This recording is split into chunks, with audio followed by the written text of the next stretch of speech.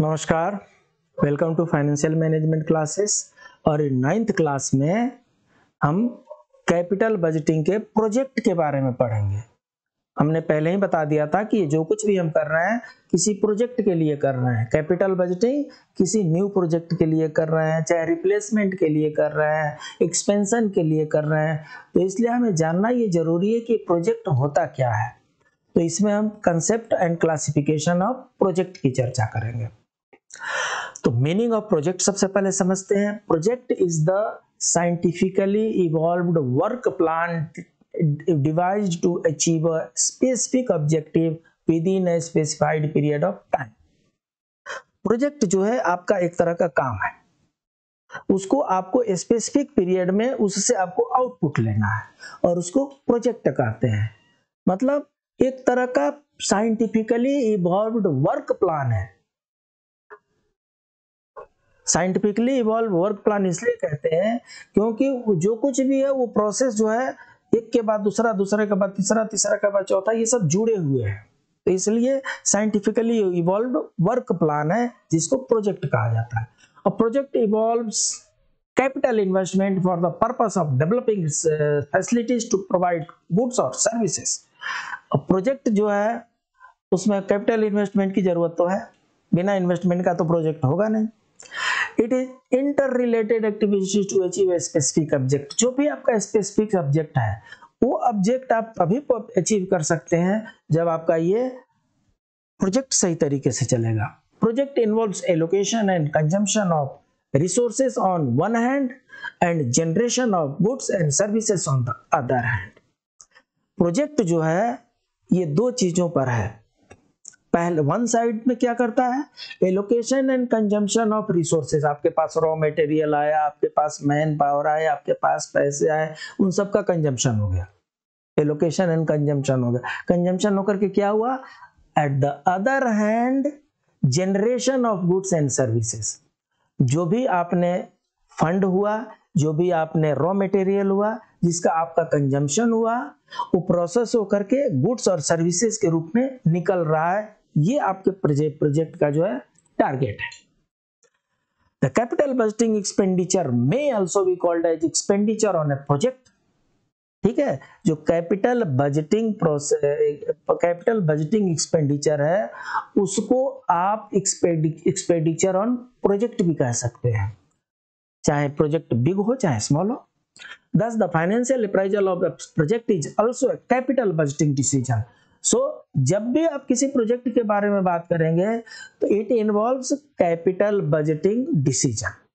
The investment done on physical assets may be of following types। कुछ इसके type दिए हुए हैं। न्यू प्रोजेक्ट के लिए इन्वेस्टमेंट हो सकता है। The new project means expenditure on creation of new assets। नए चीजों को एक्वायर करना है, जैसे setting up an entirely new factory. अगर नई फैक्ट्री करना है तो वो न्यू प्रोजेक्ट हो गया। न्यू बिल्डिंग बनाना है, न्यू प्रोजेक्ट हो गया। न्यू प्लांट लगाना है, न्यू प्रोजेक्ट हो गया। न्यू ब्रिज बनाना है, न्यू प्रोजेक्ट हो गया। These projects are generally of a big size and take a relatively longer time for its completion and for the returns to flow in. तो ये new project का होता है। उसके बाद से एक्सपेंशन प्रोजेक्ट भी होता है। न्यू प्रोजेक्ट में क्या हुआ, acquisition of new machine, acquisition making of new factory आ गया।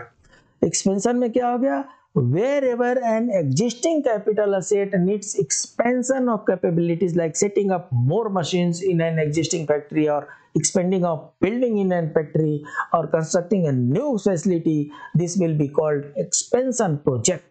This type of project is relatively of a smaller size and give the return faster। Expansion में क्या होता है, पहले से ही आपके पास 100 मशीन है, 50 मशीन और लगाने हैं, वो एक्सपेंशन हो गया। पहले से आपकी बिल्डिंग का कंस्ट्रक्शन हुआ है इतना दूर तक, थोड़ा सा और कंस्ट्रक्शन बढ़ाना, ये एक्सपेंशन हो गया। तो इस एक्सपेंशन जो होता है पहले से जो एग्जिस्टिंग होता है, एग्जिस्टिंग में बढ़ाना चढ़ाना जो होता है एक्सपेंशन होता है। न्यू जो होगा वो नए लोकेशन पर नए प्रोजेक्ट जो होगा वो न्यू होगा। एक्सपेंशन में क्या होता है, जो पहले से एग्जिस्टिंग है उसी का विस्तार करना जो होता है एक्सपेंशन प्रोजेक्ट होता है। Renewal renovation projects. Whenever a new factory has been set up, after some years, some machines or part of it becomes technically obsolete and need replacement in order to remain competitive. जितनी भी आप मशीनें, चाहे नई से नई, चाहे आप कितनी भी महंगी मशीनें ले लें, मशीनों की अपनी लाइफ होती है। कुछ समय के बाद से वो टेक्निकली ऑब्सोलीट हो जाती हैं। मैकेनिकली ठीक रहेंगी, वो चलेंगी, टेक्निकली ऑब्सोलीट हो जाएंगी, मतलब हो जाती हैं, मतलब उनसे लेटेस्ट डिजाइन की मशीनें आ जाती हैं जो हाईली प्रोडक्टिव होती हैं, जिसमें कम खर्चे होते हैं, जिसके प्रोडक्टिविटी ज़्यादा होती है। तो इस तरीके से वैसे सिचुएशन में आपको जो पुराने आपके जो मशीन है उनको रिप्लेस करना है, रिन्यूअल रिप्लेसमेंट उसको करना होता है। In such a situation, the old machinery is disposed of and new machinery is installed in its place. So, old machinery को निकाल देंगे, हटा देंगे, और new machinery को वहाँ पर इंस्टॉल कर देंगे। Fundamentally, it is also project like above one, and with the only difference that the disposal of old machinery will fetch some price which must be accounted for. कहने का मतलब कि renewal renovation एक तरीके का new project ही है, बस फर्क इतना ही है कि इसमें पहले से कुछ मशीन है जिसको डिस्पोज ऑफ करने से भी कुछ आपको कैपिटल मिलने वाला है। जब न्यू प्रोजेक्ट होता है तो उसमें पहले से कुछ नहीं होता है, इसलिए पहले वो आपको कुछ डिस्पोजल होने वाला नहीं है।